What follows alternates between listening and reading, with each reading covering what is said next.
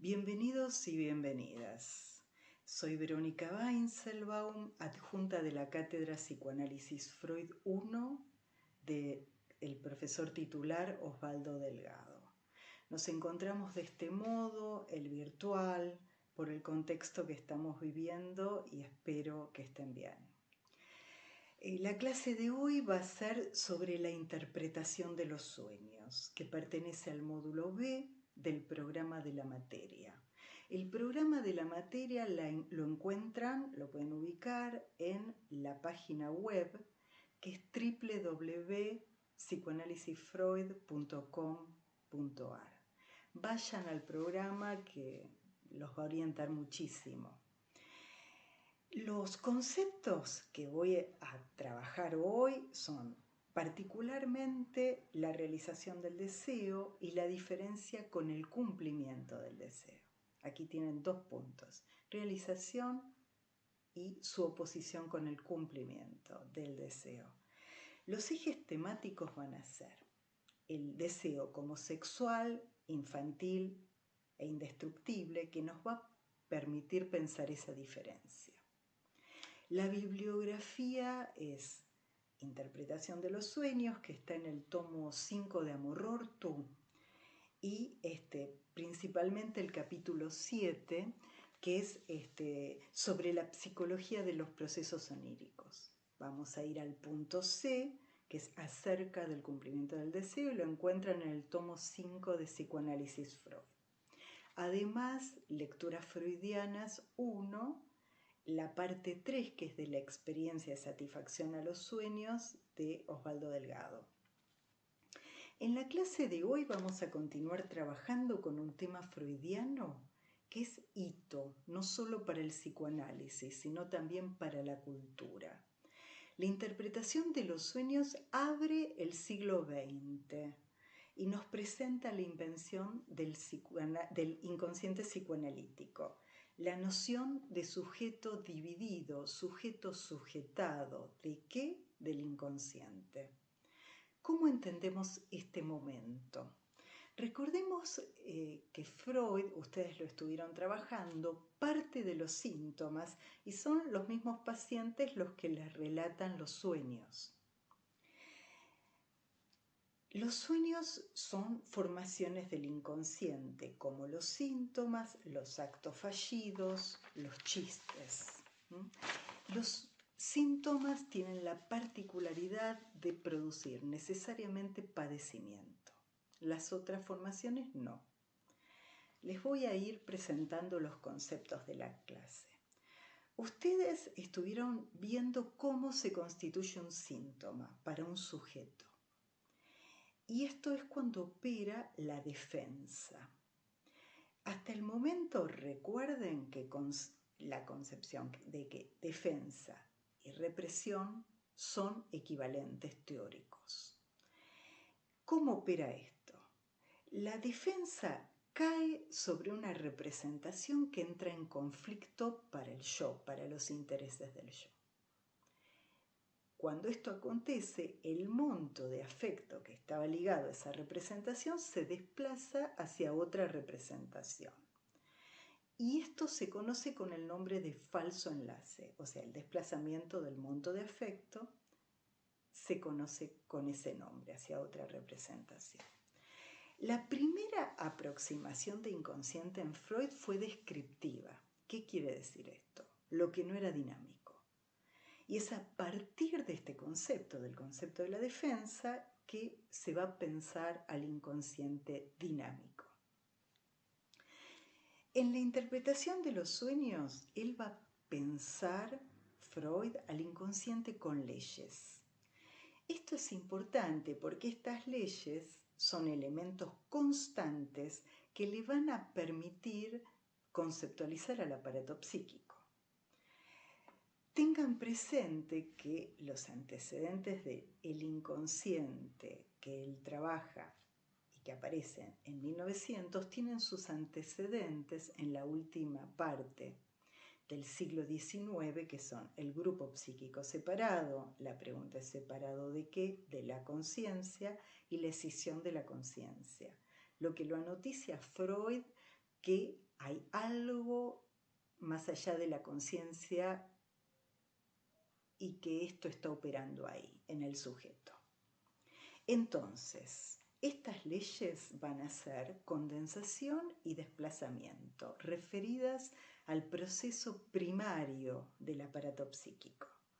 ¿Qué entendemos por condensación? Condensación es un punto de convergencia de distintas cadenas asociativas. Por ejemplo, es frecuente que aparezca en un sueño la biblioteca del living actual sumada a el cuadro de la entrada de la casa de la abuela y el hall de entrada, pongámosle, de la facultad. Puede estar todo condensado en una imagen. Esto acontece en los sueños. Y el desplazamiento es el mecanismo ligado al falso enlace. Esta lógica del inconsciente para Freud es determinista y esto es muy importante. Él dice, por ejemplo, si le pedimos a un paciente que diga un número al azar, esto nunca va a ser dicho al azar, va a ser dicho al azar para la conciencia, pero va a tener una sobredeterminación en el inconsciente. Y es por eso que él va a pasar de pedir recuerdos a escuchar la asociación libre. ¿Por qué? Porque está esta determinación de las que le digo. La interpretación, recuerden que el texto es interpretación de los sueños. Tenemos esos dos sustantivos que vamos a ir trabajando a lo largo de la clase. La interpretación va a tener dos límites infranqueables: el ombligo y lo hipernítido. Lo hipernítido es una imagen o palabra que se nos presenta con intensidad, por fuera de la cadena asociativa, como un nombre de lo pulsional no articulado con el texto. Entonces, tengamos presente que de los sueños lo que se va a tomar es el relato, y en el relato es donde aparecen olvidos, fracasos en el decir, dudas, etc. ¿Esto por qué? Porque en el capítulo 7, que es sobre el olvido de los sueños, Freud va a comenzar hablando de los olvidos y va a terminar ubicando el ombligo de los sueños. El ombligo como todo aquello imposible de ser representado, ¿no? Sin representación, como un lugar límite para la interpretación, para la cadena asociativa y que es necesario para que se constituya un sujeto, ese punto de agujero. Entonces, interpretamos el relato de los sueños con los fracasos de ese relato. ¿Cuáles son los fracasos? Como les decía, por ejemplo, los olvidos. Tengamos presente que los olvidos aparecen en el relato y de los olvidos que habla Freud no son de los que vulgarmente entendemos como un fracaso en la memoria, como una falla, sino que olvidar requiere toda una actividad para dejar por fuera de la conciencia aquello que entra en conflicto con los intereses del yo. Y eso va a ser obra de la resistencia. Subrayen esta palabra resistencia. Entonces, tenemos la resistencia lineal o longitudinal que opera en el relato como resistencia y se puede interrogar como la resistencia a la asociación libre. Es un obstáculo con el que se puede trabajar pidiendo asociaciones. Y la resistencia radial, que es el enlace por los hilos lógicos que posee un carácter dinámico que llega hasta un núcleo patógeno. El núcleo patógeno es un infranqueable, no hay representación para esto. Es un antecedente de lo que ustedes van a trabajar como la represión primaria, más adelante. Entonces, Como había anticipado, el concepto de inconsciente nos remite al de la interpretación. ¿Por qué? Porque le supone a los sueños un carácter revelador de qué, de la división subjetiva, que ya está presentada en la teoría en este tiempo. ¿Entre qué es esa división? Entre el inconsciente, por un lado, con jerarquía, sobre la conciencia y lo preconsciente. Tengamos en cuenta una particularidad del sueño que Freud lo representa en un esquema que es tomado de la física y se conoce y está trabajado como el esquema del peine. Disculpen ustedes, estamos inaugurando el siglo XX, yo voy a hacer algo bien del siglo XX. Les voy a presentar aquí el esquema del peine. Ustedes tienen el polo perceptual, por donde ingresan las cargas energéticas, y el polo motor, por donde se descarga esa energía. Entonces, tengan presente que, en ese ingreso se van a ubicar lo que es esas percepciones de carga energética, se van a inscribir en las llamadas huellas mnémicas. Cuando la energía que ingresa va inscribiendo estas huellas mnémicas, se vacía el polo perceptual, que tiene una cantidad limitada de posibilidad de percepciones. Entonces, recordemos que para que se produzca un sueño, para que se constituya un sueño, necesitamos de un resto diurno y de un deseo sexual, infantil, inconsciente e indestructible. Los restos diurnos lo van a encontrar en el texto en la página 531. Todo esto que estamos trabajando, y en otros lados también, pero ahí está ejemplificado. Los restos diurnos, Freud va a decir que quedan ligados al polo perceptual. ¿Y cómo los define? Los define como esos restos que pugnan, es una palabra de Freud, por ser tramitados, aunque hayan parecido nimios. Esto quiere decir nimios para la conciencia, que no es lo más importante para que se produzca un sueño, o por una contingencia que quedó el proceso de pensamiento interrumpido porque la conciencia lo desechó, o por el desfallecimiento, dice, de nuestra capacidad de pensar. Entonces, está al servicio el resto diurno en una cara del desplazamiento, pero va a tener otra cara que es una cara perturbante. Así que tiene esas dos versiones, de cara perturbante y cara al servicio del desplazamiento. Por el estado del dormir, es la particularidad de los sueños, ¿qué acontece? El polo motor está inhibido. Entonces, esa energía que ingresó, la energía que ingresa y va del polo perceptual al polo motor, se la conoce como la vía progrediente. Cuando, por el estado del dormir, el polo motor está inhibido, esa energía va a retornar dentro del aparato. Desde el polo motor al polo perceptual se la conoce como vía regrediente. Entonces tenemos la vía progrediente y la vía regrediente, que es lo que posibilita en los restos, en el estado del dormir, lo que conocemos como una particularidad de los sueños, que es la puesta en imágenes. Esta puesta en imágenes se conoce con el nombre de figurabilidad. Ténganlo presente. De todos modos, recuerden que de los sueños nos encontramos, y Freud se encuentra con el relato de los sueños, ¿no? Es la interpretación de un relato. Y ese relato va a ser el texto sagrado. Entonces, las imágenes van a tener una legalidad de palabra.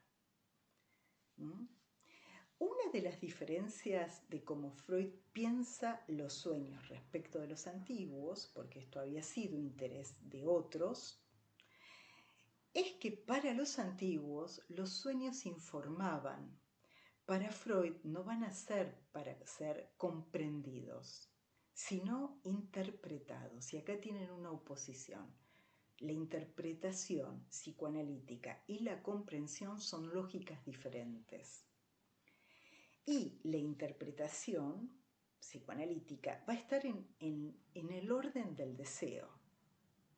Y ahí es donde entendemos al deseo en su realización como un proceso, en su realización como inconsciente, sexual, infantil e indestructible. Por eso, el deseo no se cumple como un anhelo, se despliega entre los representantes psíquicos. Bueno, esto es clave. En la página 504 aparece un sueño que en verdad una paciente de Freud va a una conferencia y escucha este sueño que le impacta muchísimo. Es impactante, el sueño ya lo van a ver. Y luego ese sueño lo resueña, lo vuelve a soñar esta paciente y repitiendo elementos escuchados en un sueño que arma como propio. Freud escribe sobre este sueño y sus condiciones previas, que es paradigmático en Freud y consiste en lo siguiente. Un padre asiste noche y día a su hijo mortalmente enfermo. Finalmente el niño fallece. Y una vez fallecido el niño, el padre se retira a una habitación vecina con el propósito de descansar, nos va a decir Freud. Pero deja una puerta entreabierta. El padre, en esta otra habitación, se duerme y sueña. ¿Qué sueña?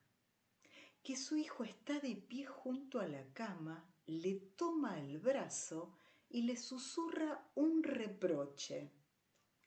El reproche es el siguiente, aquí tienen el texto, lo sagrado para Freud.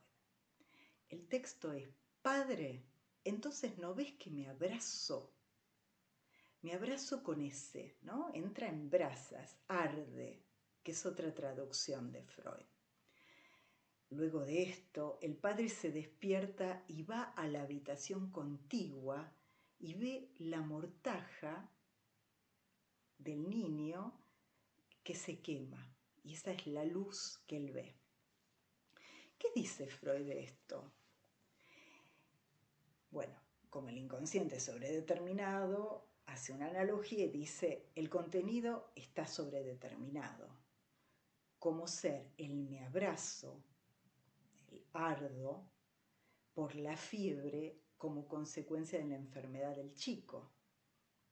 Respecto del deseo del soñante, Freud va a decir que no escapa al deseo. Ustedes pueden decir: es un sueño tristísimo, es muy triste el sueño. ¿Dónde está el deseo? El deseo, Freud lo lee, que si el niño le reprocha es porque está vivo. Entonces, no escapa al deseo porque se figura en el sueño que el niño aún está con vida. Entonces, ahí Freud lee el deseo y lo despierta, esto es importante, ese resplandor de luz que tiene que ver con lo que acontece en la realidad, que es la vela que cae sobre la mortaja. ¿No? Y bueno, volvemos a ubicar que realizar el deseo es distinto de lograr algo. Para esto voy a ir a un texto de 1895 que ustedes trabajaron en Prácticos, que es que está en el proyecto de psicología sobre neurólogos. nos vamos a detener solamente en la experiencia de satisfacción. En este texto, Freud explica que en un principio el organismo humano, y hablo de organismo, fíjense que en la interpretación de los sueños hablábamos de sujeto, ahora les voy a hablar del organismo, que este organismo humano se encuentra en principio en un estado de desvalimiento al nacer. ¿Por qué? Porque es incapaz de llevar a cabo ninguna acción específica que le permita sostener su vida, por ejemplo, alimentarse. Entonces, para esta acción específica, por ejemplo, alimentarse, va a requerir de un otro, no de cualquier otro, de un otro auxiliador que intervenga supliendo esta imposibilidad del organismo humano.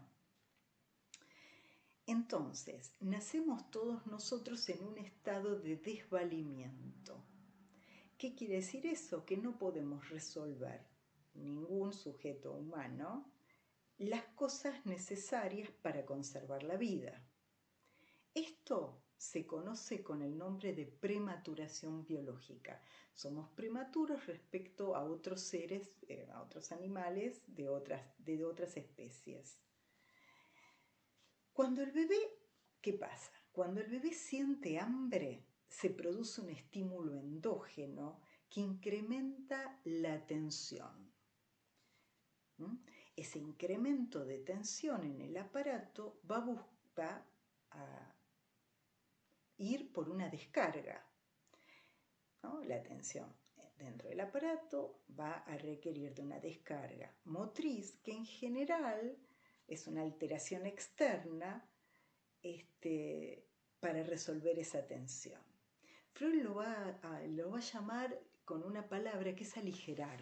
Esa tensión se va a pretender aligerar, ¿no? Entonces, para aligerar esa tensión requiere de un otro auxiliador que, mediante no cualquier acción, sino una acción específica, por ejemplo, suministrarle alimento, cancele el estímulo. La cancelación del estímulo siempre es por un tiempo, no es para siempre, es por un tiempo. En ese encuentro, si el otro auxiliador cancela el estímulo, por ejemplo, el hambre, se produce, retengan esto, la vivencia de satisfacción, que nunca va a ser total, sino que va a haber siempre un resto que queda en el aparato psíquico. Ese resto es un resto perturbante.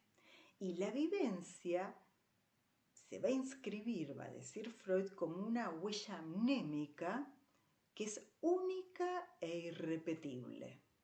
Este es el punto.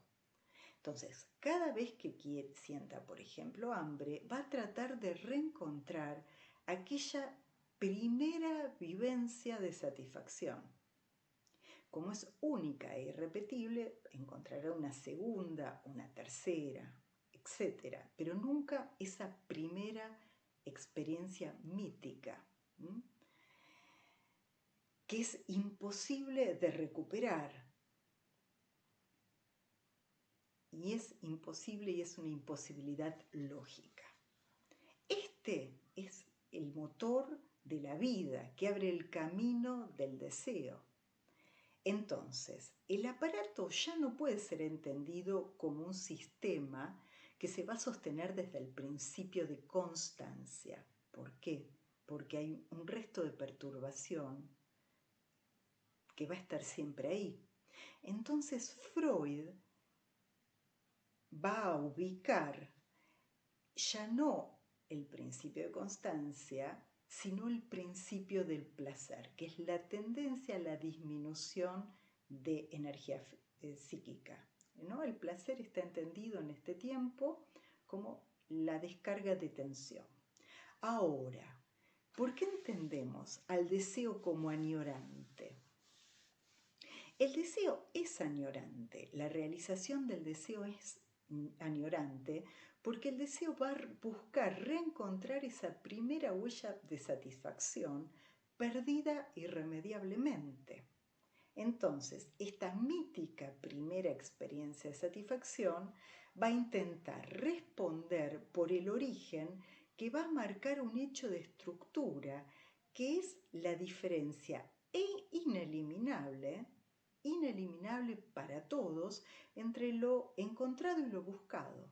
Siempre entre lo encontrado y lo buscado va a haber una diferencia, nunca va a ser idéntico estas dos cuestiones. ¿Por qué? Porque cualquier otra experiencia nunca va a ser la primera,